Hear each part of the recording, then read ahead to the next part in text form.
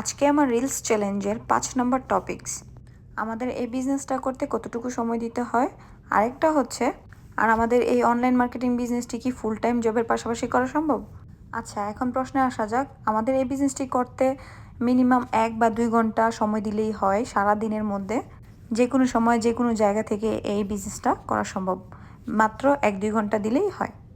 আর অবশ্যই এটা full time জবের পাশাপাশিও করা সম্ভব, কারণ আমি নিজেও একটা ফুল টাইম জব করতাম।